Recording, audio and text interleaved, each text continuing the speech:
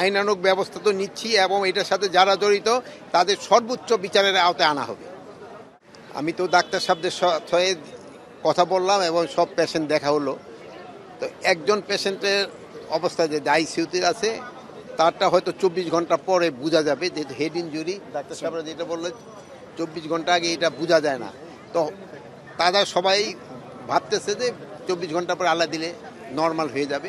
আর অন্যান্য পেশেন্ট ওরকম নেই, ডাক্তাররা বলছে সবাইই আল্লাহ দিলে ভালো হয়ে যাবে। গতকালকে যে ঘটনাটি ঘটলো সেটা গাজীপুরে একজন সাবেক মন্ত্রী, যার বাড়িতে বৈষম্যবিরোধী ছাত্র আন্দোলনের শিক্ষার্থীদের আটকে রাখা হয়েছে, এমন অভিযোগে শিক্ষার্থীরা গেল, তাদের বেধড়ক মারধর করা হলো।